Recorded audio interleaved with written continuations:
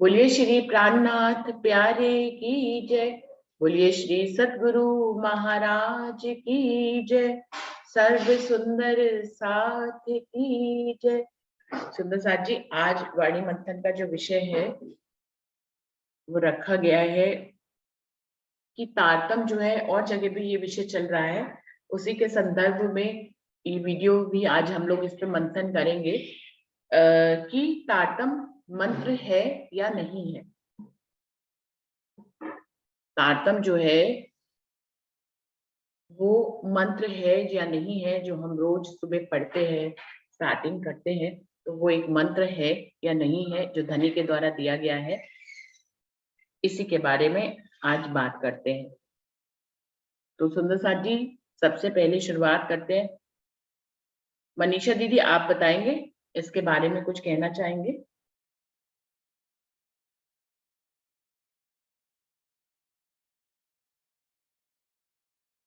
मनीषा दीदी आप, हाँ जी। प्रणाम जी दीदी। इसके बारे में तो अभी अभी मैंने ज्वाइन किया है, मैं पता भी अभी चला है कि क्या टॉपिक क्या है, उतना मनीषा ज्यादा दिमाग में नहीं आ रहा। हाँ दीदी, मनीषा अभी दीदी, अभी ज्वाइन किया। हाँ ठीक है। आप ये बताइए कि ज्वाइन आप किया। खिलवत रूहों के ग्रुप से जुड़े हुए हैं? हाँ नहीं दीदी, नहीं जुड़े हुए हैं तो वर्षा दीदी का नहीं मुझे दीदी। नंबर दे देना, मैं उनको उसमें जोड़ दूंगी। टॉपिक उसमें डाल दिया जाता है, और भी बहुत से जितने ग्रुप है उसमें इनविटेशन जो डालते हैं ना, उसमें टॉपिक पहले से ही पता होता है। तो एक दिन पहले से, इस मीटिंग के बाद ही मैं आधे एक घंटे के अंदर वो टॉपिक डाल देती हूँ। तो उससे क्या रहेगा, एक दिन पहले से टॉपिक पता रहेगा, तो उस पर हम कुछ सोच विचार विमर्श पहले से कर सकते हैं कि कल हमें क्या देखना है या क्या सुनना है, क्या बोलना है।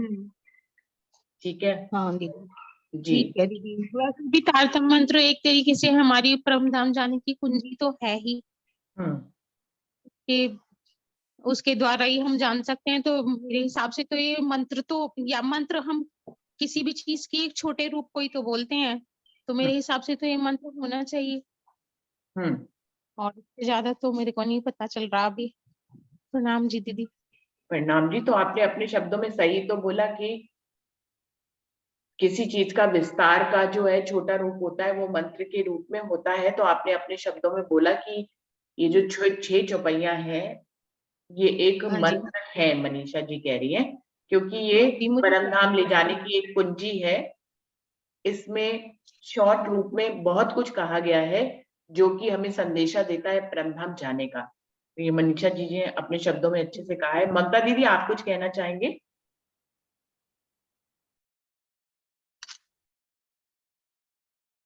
ममता दीदी। हाँ जी, प्रणाम जी। प्रणाम जी।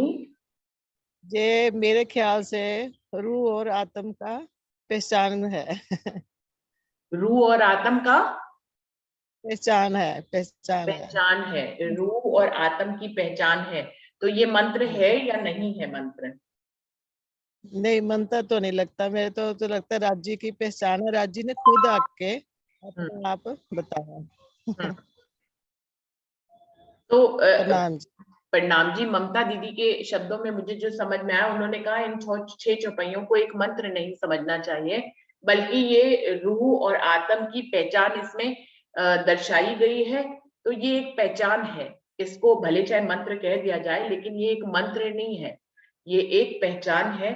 और जो कि आत्म को, जो कि पहले ही मनीषा जी ने की, कि जो आत्म को परात्म से जोड़ती है, धनी से जोड़ने वाली, जोड़ने का ये एक रास्ता बताता है। तो इसको मंत्र कहना चाहे तो कह ले कोई भी, लेकिन ये एक पहचान है आत्म और परात्म की। तो बहुत अच्छे से बताया ममता दीदी ने। और ईशा नाम से सुंदर साथ जी ज्वाइन हुए। ईशा, आप कुछ कहेंगे?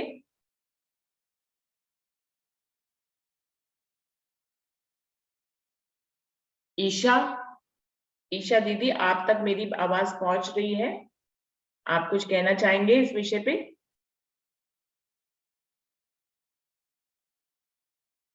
के नाम से सुंदर साथ ज्वाइन हुए हैं, आप कुछ कहना चाहेंगे? वाणी मंथन में सबको अपना अपना पार्ट प्ले करना चाहिए। तो अगर आप कुछ कहना चाहें तो बिल्कुल से कहें। संगीता दीदी आपको बुलाना चाहूंगी, आप बताएं इसके बारे में।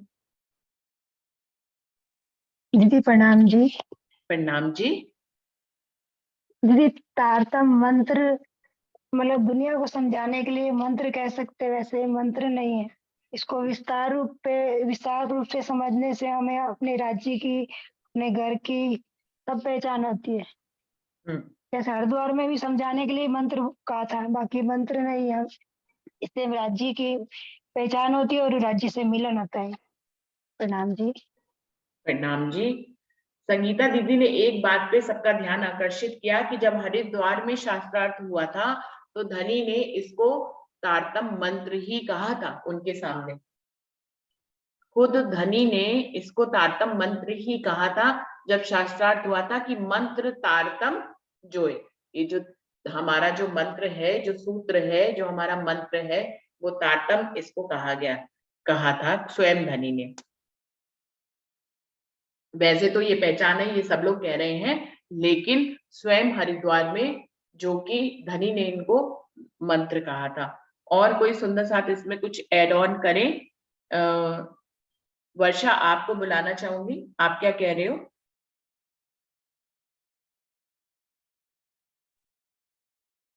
प्रणाम जी, सभी सुंदर साथ जी के चरणों में प्रेम प्रणाम। प्रणाम जी। दीदी मैं क्या कहूँ इस विषय पे, बड़ा मतलब गंभीर विषय है और ये अभी मंथन गुरुजनों का चल ही रहा है। जो वीडियो भी आई है उसमें अशोक जी ने पूरी अच्छी तरह से उस बात का निरूपण कर दिया है। क्या मेरी कहा है छोटी उन्होंने? बुद्धि को अशोक जी ने पूरा अच्छे से निरूपण किया है। मतलब यही बात है कि जैसे हरिद्वार में प्राणनाथ जी ने कहा कि ये तारतम मंत्र कह सकते हैं, इसमें कोई वो नहीं है आपत्ति, लेकिन उसकी अगर गहराई को देखें तो ये एक संबंध की पहचान है। राज्य की और गुरु का आपस में संबंध क्या है, ये उसी की पहचान है। अशोक जी ने इतने अच्छे से गहराई से हर बात का वो किया है कि उसमें कोई विरोध की मुझे तो नहीं लगता कोई गुंजाइश है, क्योंकि उन्होंने दोनों पक्ष उसमें दिखाए हैं रख के। और ये भी कहा है कि वो जो आती है उसमें चौपाई, देवचंद्र जी को दर्श दियो, जो है पूर्ण रूप तारतम को तत्व कहो, हृदय बैठ स्वरूप। तो उन्होंने इसमें ये नहीं कहा है कि तारतम मंत्र कहा, उन्होंने कहा तारतम का तत्व कहा है उन्होंने देवचंद्र जी के हृदय में बैठ के। तो तारतम का तत्व क्या है? पहचान ही तो है गुरु की और राज्य की, और वो पहचान सारी वाणी है। तो उन्होंने जो, मैं तो यही कहूंगी कि सभी सुंदर साथ जी उस वीडियो को भी देखें, ग्रुप में मैंने सेंड भी की हुई है। उन्होंने बड़े अच्छे से निरूपण किया है, इसमें कोई विरोध की बात नहीं है, इसे मंत्र भी कह सकते हैं, कोई इसमें भी कोई दो राय नहीं है। लेकिन एक ही बात पे मतलब उसे शॉर्ट रूप में कहें तो वो मंत्र है, और विस्तार रूप में कहें तो उसे पहचान है। एक तरह से भाव समझिए तो पहचान है, और शाब्दिक अर्थ कहें तो आप मंत्र कह सकते हैं। मुझे तो मतलब यही समझ में आया है इसमें। प्रणाम जी। प्रणाम जी। प्रणाम जी। पारस भाई आपको बुलाना चाहूंगी, आप बताएं। हरीश भाई आप कुछ कहेंगे? आप बोल सकते हैं, अगर तो कुछ कहना चाहेंगे तो जरूर कहें, और अगर तबीयत ठीक नहीं है तो आप बताएं। सही है, मैंने भी वो वीडियो सुना है। अभी वर्षा दीदी ने जो कहा मैं भी उसमें सहमत हूँ। मुझे भी यही लग रहा है कि ये एक पहचान है आत्म और रूह की पहचान। अभी दीदी ने भी कहा था कि रूह और आत्म, लेकिन अभी वो भी कहा था कि मतलब पहचान हुई थी, मतलब मंत्र आपका कौन सा है जो कहा गया था उधर। तो और ये अशोक जी ने, अभी मैंने भी वो वीडियो भी वो सुना है मैंने भी, तो पहचान तो करवा दी है कि अब कह भी सकते हो। और मतलब ये ऐसे कह सकते हैं कि हकीकत और मार्फत। हकीकत में हम कह सकते हैं कि हकीकत में ये मंत्र है, लेकिन मार्फत में अब देख सकते हैं तो ये हमारी पूरी पहचान है कि निज नाम से जी साहेब अनादि अक्षरादि सो तो अब जहर बे सब विद्वतन से। तो पूरे परमधाम की नींद उसमें मतलब सब लेकर के राज्य खुद आ गए हैं हमारी समरण। तो मेरी वर्षा दीदी ने भी जो कहा, जो वे हूँ मैं उसमें सहमत हूँ। मेरा भी ये भाव है दीदी। प्रणाम जी। प्रणाम जी। प्रणाम जी हरीश भाई जी। पारस भाई आप बताएं अपने शब्दों में।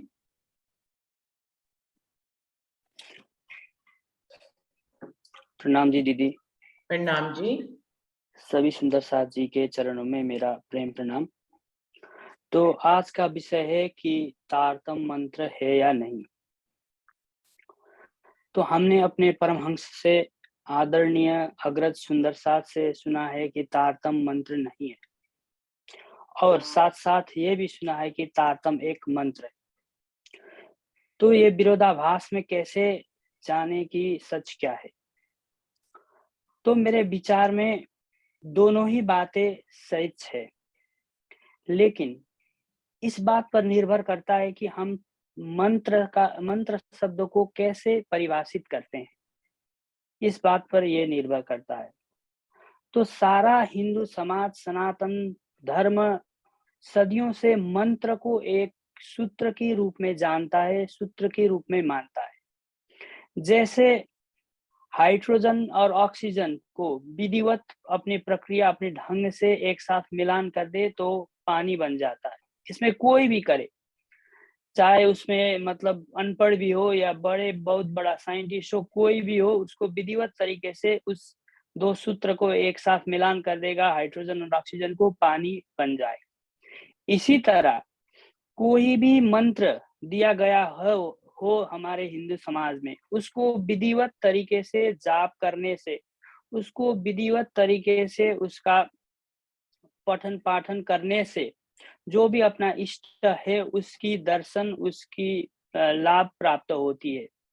लेकिन तारतम को लाख बार भी कोई जप ले, लाख बार भी कोई माला फेरे, लेकिन बिना तारतम की पहचान, तारतम को पहचान करे बिना, तारतम को अपने रहनी में लाए बिना लाभ होना मुश्किल है।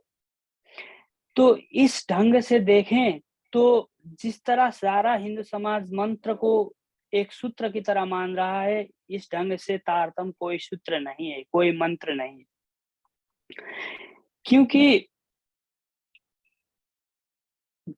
क्योंकि कोई व्यक्ति अपने इष्ट को, अपने भगवान को अपने दिए गए सूत्र से, उस मंत्र से उसकी आह्वान करता है, और अपने इष्ट की दर्शन होने के बाद, अपनी मनोकामना पूरा होने के बाद भक्त एक जगह रह जाता है और भगवान अपनी जगह रह जाते हैं। फिर अगर उसके जीवन में कोई और कष्ट आए तो फिर उसको उसी विधि से फिर अपने इष्ट को आह्वान करना पड़ेगा, फिर दोबारा वही प्रक्रिया शुरू करना पड़ेगा, वही मंत्र जाप करना पड़ेगा, फिर जाकर अपने इष्ट की दर्शन फिर पुनः प्राप्त होती है। लेकिन जो तारतम मंत्र हमें जिसको हम तारतम मंत्र कह रहे हैं, ये कुछ अलग बात है कि क्योंकि जिसने भी तारतम मंत्र, हम कहते हैं कि बीतक में राज जी ने श्री देवचंद्र जी को तारतम मंत्र प्रदान किया, तो उन्होंने ये नहीं कहा कि तुम इस चौपाई को 100 बार जाप कर लो तो मैं तुम्हारे साथ तुम्हारे सामने हाजिर हूँ, उपस्थित हूँ। नहीं, उन्होंने ये कहा कि तुम्हारे अंदर आए के आकार के बैठे हम। एक बार जब धनीश देवचंद्र जी ने राज जी की पहचान की, तो उसके बाद फिर दोबारा मतलब उसमें दूरी नहीं है, धनी खुद अंदर आके श्री देवचंद्र जी के धाम हृदय में विराजमान हो गए। फिर और वाणी में कहता है कि इतना ही नहीं कि वाणी में कहते हैं कि निमख ना छोड़े नजर से। तो एक बार जिसको तारतम की पहचान हो गई, अपने निस्बत को जिसने जान लिया, तो धनी उसको निमख भी नजर से दूर नहीं करते, हमेशा साफ रहते हैं। तो बाकी जो हमारे हिंदू परंपरा में जिस तरह मंत्र को एक सूत्र के रूप में परिभाषित करते हैं, उसमें और तारतम में ये बहुत बड़ा अंतर है कि जिसने तारतम को समझ लिया, धनी दम दम हर पल उसके साथ हमेशा ही रहेंगे, हमेशा ही रहते हैं, ये बात वो जानता है। तो इस हिसाब से देखें तो तारतम कोई मंत्र नहीं है, कोई एक सूत्र नहीं है कि ये विधि पूरा करें तो अक्षरातीत मिल जाएंगे, ये इस तरह का कोई सूत्र नहीं। तो इस आधार पे मैं कहता हूं कि तारतम कोई मंत्र नहीं है। लेकिन अब दूसरी आधार, किस तरह परिभाषित करें मंत्र को ताकि इसको तारतम कहें। तो अगर हम मंत्र को एक बीज वचन के रूप में परिभाषित करते हैं तो ये मंत्र इसे हम कह सकते हैं, क्योंकि जैसे कोई एक बीज होता है, उसको जमीन पर बोने से कालांतर में वो जाके एक बड़ा वृक्ष बन जाता है। इसी तरह इसी तारतम चौपाई का जो विस्तार है वही 18,007 से 58 चौपाई, सारा 14 किताब इसी तारतम मंत्र में जाके समा जाता है। इसी तारतम मंत्र का ही फैलावट है सारा तारतम वाणी। तो इस हिसाब से अगर हम मंत्र को परिभाषित करें, मंत्र को कहें कि ये तो 20 वचन है, तो बिल्कुल है। इसको हम इस आधार से तो हम बिल्कुल कह सकते हैं कि इसको मंत्र कह सकते हैं, क्योंकि ये 20 वचन है। जिसने भी तारतम मंत्र को सार ग्रहण कर लिया, उसने तारतम पूरा किताब को ही, कुलजम स्वरूप को ही समझ लिया, क्योंकि ये 20 रूप है। तो मेरे हिसाब से मेरे कहने का भाव यही है कि हम मंत्र को कैसे परिभाषित करते हैं। मंत्र को एक पद्धति, एक जो सारा हिंदू समाज करता है कि एक सूत्र के रूप में, आह्वान के रूप में मंत्र को हम परिभाषित करते हैं। तो अक्षरातीत कोई जप से कोई उससे मिलते नहीं। उत्तम हुए सट कर्म करो, आचार करो विद विद के, ब्रह्मचर्य न आवै ब्रह्म सृष्टि बिना। तो जैसे भी उत्तम कर्म करें, कोई भी करें, अक्षरातीत को पाना अपना निस्बत की बात है। तो इसमें मुझे दोनों ही पक्ष नजर आता है, और यही नजर आता है कि हम मंत्र कहेंगे तो मंत्र को किस तरह से उसको हम बता रहे हैं। 20 रूप में मंत्र अर्थात 20 रूप कहेंगे तो ठीक है, हम कह सकते हैं कि मंत्र है। लेकिन मंत्र कहेंगे तो ये तो एक मतलब सूत्र है जिससे अक्षरातीत मिलते हैं। कोई भी बिना तारतम को, बिना वाणी को समझे ऐसे ही कोई भी इसका जाप करेगा तो अक्षरातीत को मिलेगा, जैसे वहां की सूत्र है, इस तरह नहीं। क्योंकि धनी न जाए किनको धूत्यो, जो कीजे अनेक धुतार। अक्षरातीत को धोखा देना, एक सूत्र बनाकर उसमें सूत्र में बांध लेना अक्षरातीत को संभव नहीं है। वो सिर्फ प्रेम से मिलते हैं, वो सिर्फ अपनी धनी से अपना निस्बत पहचान करने पर, उसको अपनी रहनी में ले आने पर ही अक्षरातीत मिलते हैं। तो मेरा यही भाव है कि हम मंत्र को किस तरह परिभाषित करते हैं, उसी में ये निर्भर है कि हम कह सकेंगे या नहीं। प्रणाम जी सुंदर साहब जी। प्रणाम जी, प्रणाम जी। अमित भाई जी, आपको बुलाना चाहूंगी, आप अपने शब्दों में कुछ बताएं।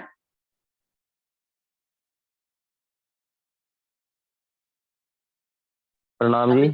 प्रणाम जी, प्रणाम जी। विषय तो बिल्कुल सीधा ही साधा है, जैसे उन्होंने बताया, पारस भाई ने और सुंदर साहब ने, सबने बताया कि वाणी में भी मंत्र कहा है, और सुंदर साहब कई कह रहे हैं मंत्र इसे नहीं भी मान सकते हैं। राज्य का धनी का हमारा प्रेम है, संबंध की बात है ये। मगर अगर इस पास से थर्ड अगर चीज उठा के आप बोले कि कुछ और भी हो सकता है, तो मैं वो बोलना चाहता हूँ फिलहाल। बिल्कुल आप बताएं। अगर क्योंकि सुंदर साहब कहता है जी हर बात में तीसरी बात निकाल के रख देते हैं, इसलिए मैं पूछ रहा हूँ ये बात।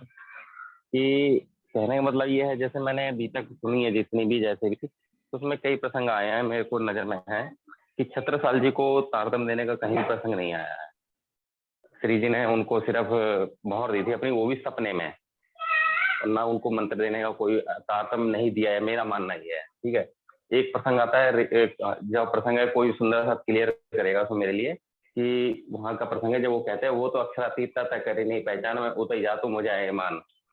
तो उसमें उनको कुछ भी ऐसा लिख के नहीं दिया था, मगर उनको सीधे उन्होंने कहा वो तो अक्षरातीत था, उनको सीधे अक्षरातीत की पहचान हुई, ना अक्षर की ना अक्षर की, सीधे अक्षरातीत का उन्होंने, कि वो तो अक्षरातीत था, मैं तय कर ही नहीं पहचान में, तो जा तो मुझे आए मान।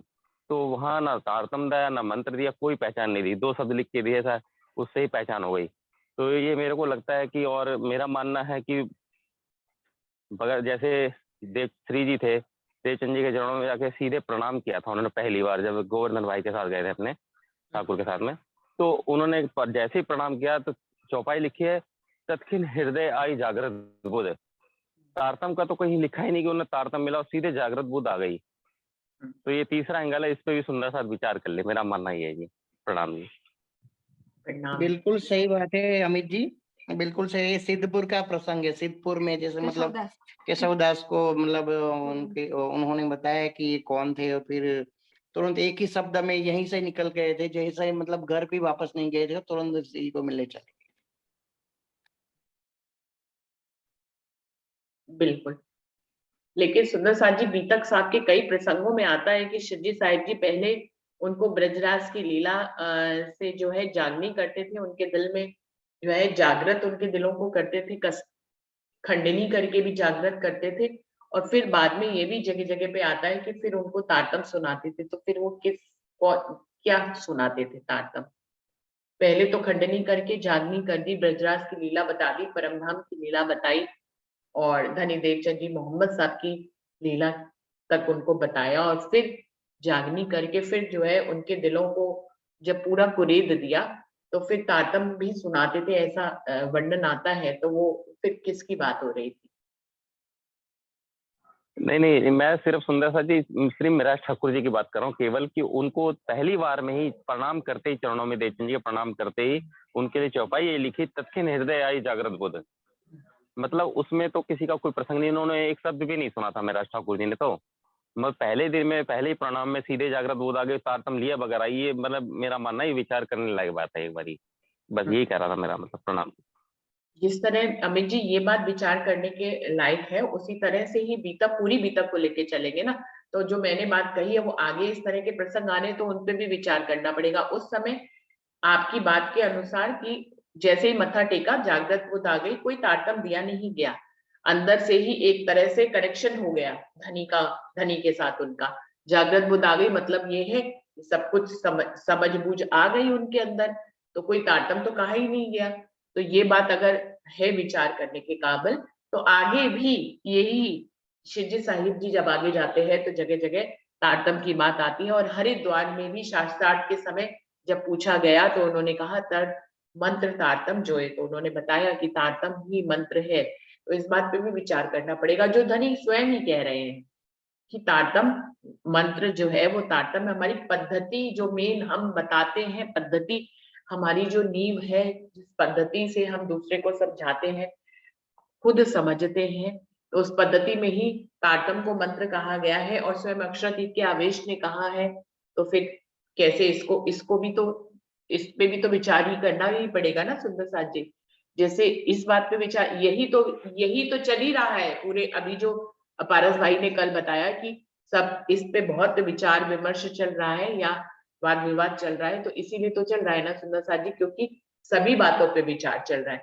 एक जगह ये कहा जा रहा है कि मत्था टेकने पर सिर्फ जागृत बुध आ जा रही है, दूसरी तरफ ये कहा कि श्याम जी के मंदिर में जब धनी देवचंद जी को दर्शन दिया राज जी ने, तो कहाँ पे आ रहा है कि उनको यही 6 चौपाइयों का तारतम दिया। उन्होंने तो उनको पहचान कराई, जो श्याम जी के मंदिर का भी प्रसंग लेना पड़ेगा सुंदर साथ जी। जब धनी देवचंद जी को स्वयं अक्षरातीत ने दर्शन दिया श्याम जी के मंदिर में, तो उन्होंने यही तो पूछा था, तू कौन है, कहाँ से आई है, कहाँ तेरा वतन है, नार तो कौन खसम की दृढ़कर कहो वचन।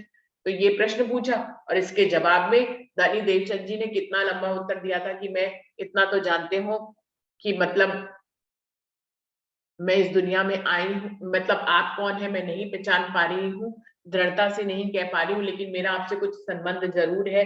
इस तरह से उन्होंने पूरा प्रकरण है, काफी लंबा 100-150 चौपाई का पूरा प्रकरण है, जो श्याम जी के मंदिर में दर्शनों का पूरा है प्रकरण। तो वहां पे भी कहीं पे 6 चौपाइयां नहीं आ रही है।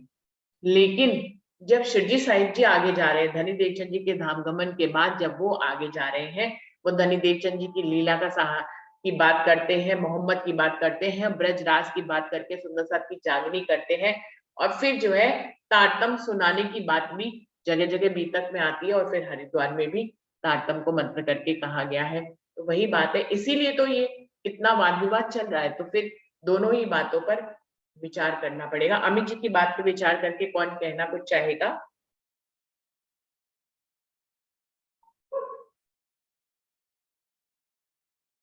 कोई सुंदर साथ जी अमित जी की बात पर कुछ कहना चाहेंगे? वर्षा आप या पारस भाई आप कुछ कहना चाहेंगे?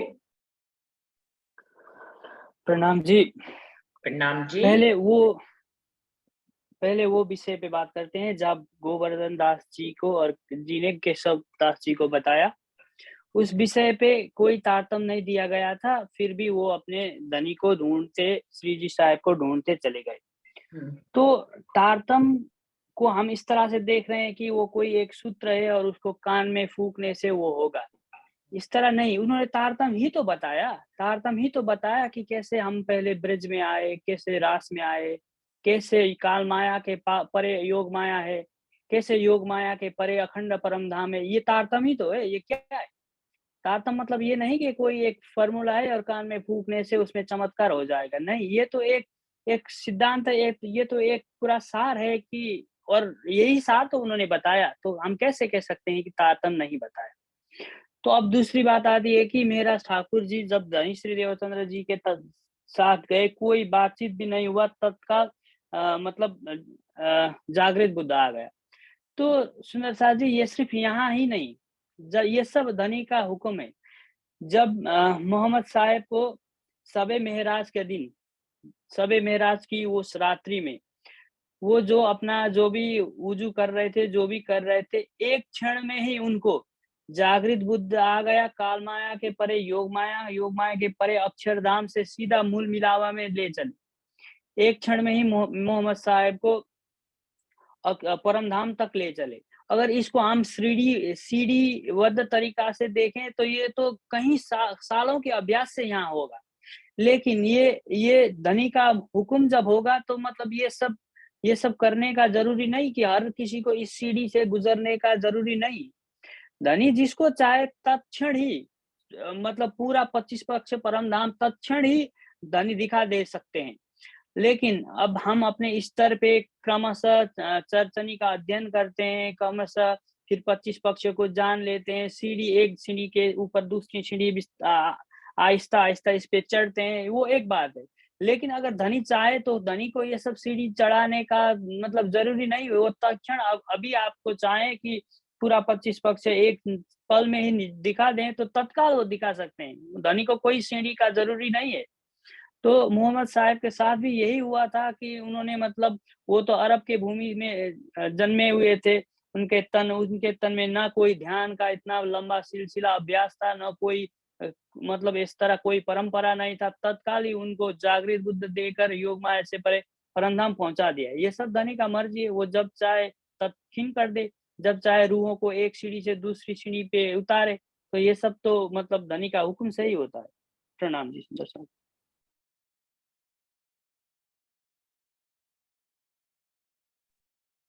प्रणाम जी। और कोई सुंदर साथ? वर्षा, आप कुछ अपने शब्दों में इसमें कुछ एड ऑन करना चाहेंगे?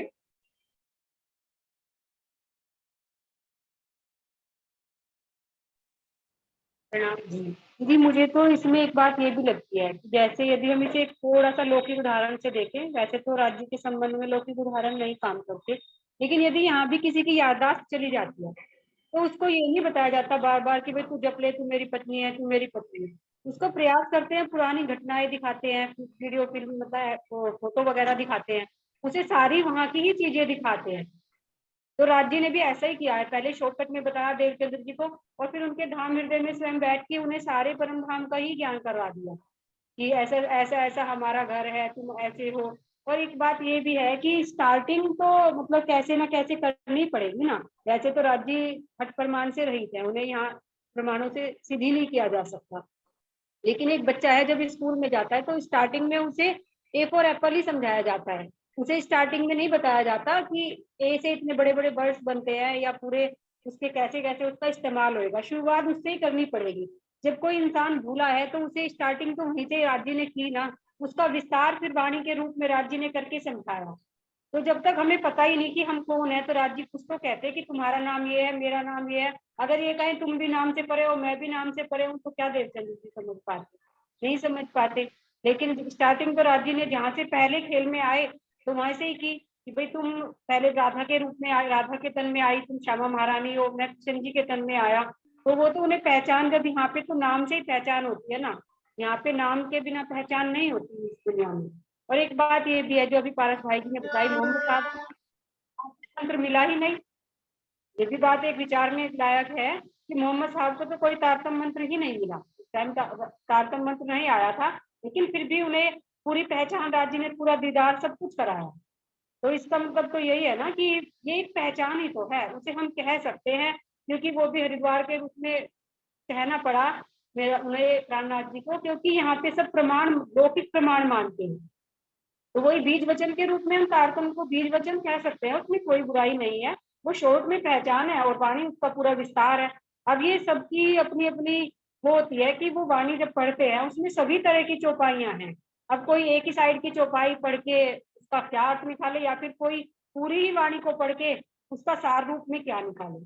अब राज्य धीरे धीरे धीरे धीरे बता रहे हैं। पहले ब्रजराज की, उसमें पहले देवचंद्र जी के माध्यम से जो आड़ी का लीला हुई कृष्ण जी के रूप में हुई, सब ब्रजराज का ही वर्णन हुआ। लेकिन जब उन्होंने मेरते में बांग सुनी तो उसके बाद से खुद सारी वाणी में साहेब लिखा हुआ आया है, खुद साहिब लिखा हुआ है, कहीं कृष्ण जी का नाम नहीं मिलता है। ये सब देख सकते हैं, वाणी सभी के पास है, सुंदरसाज जी के सब जगह साहब आया है वाणी में। तो राज जी ने ही खुद चेंज किया है, तो कोई क्या करेगा उसमें। अब उसे समझे, चाहे तो उस मेन बात को, एक ही पॉइंट को पकड़े बैठे रहे, या फिर सारी वाणी को पढ़ के कि भाई उसका भेद, उसका भाव राज्य क्या कहना चाह रहे हैं वो निकाले। प्रणाम जी। प्रणाम जी। और प्रणाम जी। हाँ जी अमित जी आप बताएं। जी एक बात कहनी है कि मोहम्मद साहब का तो नाम लेना यहाँ पे बनता ही नहीं है बिल्कुल, क्योंकि चौपाई ये कहती है साल 990 मास नब वह रसूल को जब रोल मिसल गाजियों सैया उतरे तब, उसके बाद तारतम ही आया है। तो मोहम्मद साहब को तो तारतम देने का तो प्रकरण बनता ही नहीं किसी भी एंगल से, तो उनको तारतम था ही नहीं उस समय, तो देते किसको।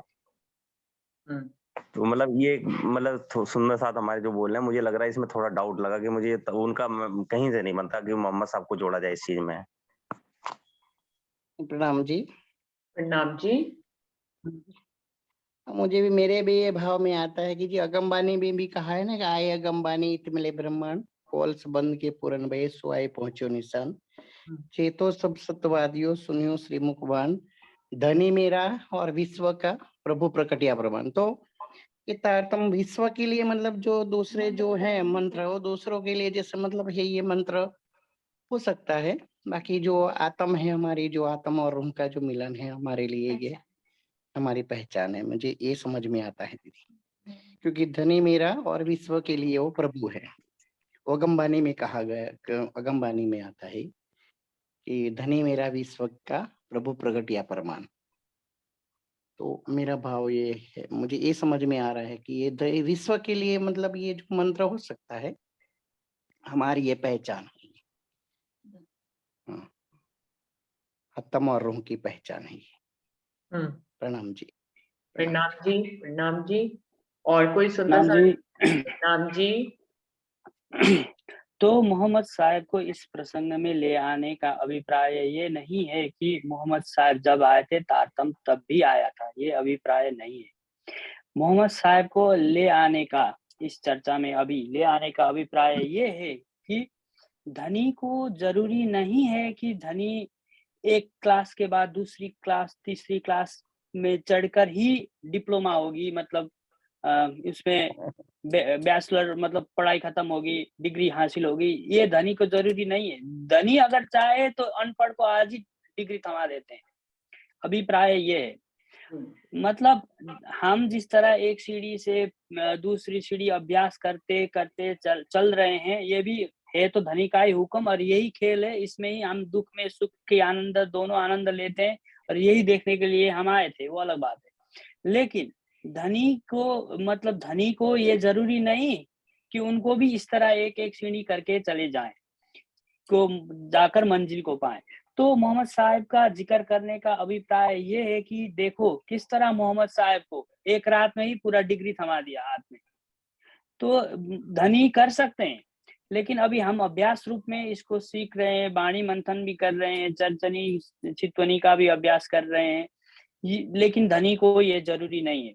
तो इसी तरह मेरा ठाकुर जी के तन को तुरंत ही उन्होंने जागृत बुद्धि दे दिया। उनको मतलब तारतम सुना नहीं, कोई अभ्यास किया नहीं, कोई मंथन किया नहीं, कोई चित्वनी किया नहीं, तुरंत जागृत बुद्धि दे दिया। तो धनी दे सकते हैं, ये तो उनका अपना मतलब अपना हुक्म है कि किसको कब चाहे क्या दें। तो इस अभिप्राय से मैं कह रहा हूँ कि मोहम्मद साहब को बिना कोई अभ्यास, बिना कोई बैकग्राउंड में कोई सिलसिला नहीं है योग अभ्यास का, तत्काल ही उनको सबे मेराज में पहुंचाकर मूलविलाओं में दर्शन दे दिया। तो इसका अभिप्राय मेरा ये था कि धनी चाहे अपने मर्जी से तो वो कुछ भी कर सकते हैं। प्रणाम जी। प्रणाम जी। और कोई सुंदर साथ कुछ कहना चाहेंगे?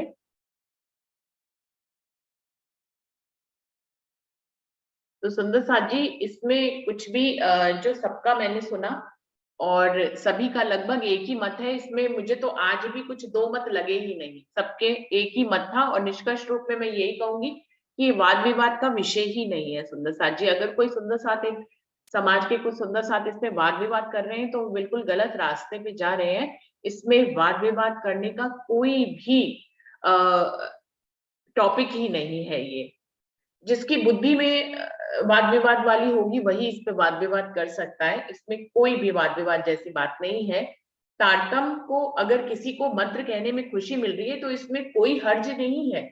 जब धनी खुद ही उसको हरिद्वार में मंत्र कह रहे हैं तो बिल्कुल मंत्र कह सकते हैं। और किसी को अगर ये लग रहा है पूरी तारतम वाणी पढ़ के बीतक पढ़ के वो ये कहते हैं कि तारतम को सिर्फ मंत्र को 6 चौपाइयों में कहकर उसको मंत्र बना दिया जाए, उसको मंत्र कहा जाए, जबकि उसमें विस्तार तो पूरी पहचान का है, पूरा परम धाम तक का विस्तार है, संबंध की पहचान है, निस्बत की पहचान है। तो वो भी कहाँ गलत कह रहे हैं, वो बिल्कुल सही कह रहे हैं। उसके कई एग्जाम्पल है। धनीदेव चंद जी को जब श्याम जी के मंदिर में दर्शन दिया तो कहाँ ये 6 चौपाई कही। महराज ठाकुर जब धनीदेव चंद जी से मिले तो कहाँ ये 6 चौपाई कही गई कि इस तरह से उनको पहचान दी गई और मंत्र देकर उनको खुद से जोड़ा गया। और कहाँ ही श्याम जी के मंदिर में उनको ये 6 चौपाइयां कहकर धनी ने खुद की पहचान दी और खुद से जोड़ा। उन्होंने तो विस्तार रूप में उनको अपनी पहचान दी। फिर क्योंकि जिस समाज में आए हैं हर धर्म और संप्रदाय में अपने अपने मंत्र होते हैं, तो इसको एक 6 चौपाइयों को मंत्र के रूप में धनी ने अपनी हिकमत से इंद्रावती से करवा दिया। उसमें क्या ही हर्ज था। क्योंकि जब किसी समाज में जाएंगे कोई पूछेगा कि तुम्हारा मंत्र कौन है तो हम भी कहने के अगर उसको हम 18,000 रूप वाणी विस्तार के रूप में पकड़ाएंगे तो वो उसको समझ में नहीं आएगा, तो इसलिए मंत्र रूप में कह दिया। तो बुद्धि से खाली समझने वाली की बात है कि मंत्र क्यों कहा और मंत्र क्यों नहीं कहा, उसको विस्तार रूप क्यों कहा। उस विस्तार में से कुछ 6 को निकालकर मंत्र का रूप कह के उसको हरिद्वार में कह दिया गया। और खुद धनी नहीं कहा तो हम कौन होते हैं कि ना कहें। धनी ने खुद कहा कि तारतम मंत्र है तो हम भी कहेंगे तारतम मंत्र है। लेकिन हमें मालूम है हमारे पास बहुत से ऐसे प्रसंग हैं जिसमें धनी ने अपनी पहचान को दिया तो उसमें किसी भी तारतम की इन 6 चौपाइयों को मंत्र के रूप में नहीं दिया। ना महराज ठाकुर को दिया, ना धनीदेव चंद जी को दिया, ना किसी को दिया। और जहां तक बात करें मोहम्मद साहब की तो मंत्र की बात ही नहीं थी। तो मोहम्मद साहब को भी धनी ने अपनी पहचान एक पल में दी, अर्श अजीम में ले जाकर दर्शन कराया और इस धरती पर वापस ले आए। तो पहचान की बात है। तो मुझे तो नहीं लगता इसमें विवाद का कोई भी अंश है। कोई भी विवादपूर्ण बुद्धि से ही इसको सिर्फ विवाद बनाया जा सकता है, वरना तो ये एकदम प्रेम की बात है, धनी के पक्ष की बात है। धनी ने इसको हरिद्वार में मंत्र कहा तो बिल्कुल मंत्र कह सकते हैं। मंत्र कहने पे कोई छोटे थोड़ी ना हो जाएंगे। और मंत्र है ही है, धनी खुद ही मंत्र कह रहे हैं तो हम भी मंत्र कह सकते हैं। लेकिन वो उस विस्तार का एक सारांश रूप है कि बताने के लिए। किसी को एकदम से 18,000 चौपाई नहीं दी जा सकती सुंदर साथ जी, समझाने के लिए। और धर्म संप्रदायों में हम जाएंगे तो उनमें मंत्र होते हैं। इसलिए धनी ने एक हिकमत करके जो है उस विस्तार एक सागर में से एक बूंद निकाल के 6 चौपाइयों के रूप में उसको मंत्र का नाम दे दिया। तो इसमें भी उनकी जो जरूरत थी जिस समय वैसा उन्होंने किया तो उसको उस ढंग से हम देख सकते हैं। बिल्कुल भी उसमें क्या ही कठिन है। तो सुंदर साथ जी सब पहले से ही इस बात पे सहमत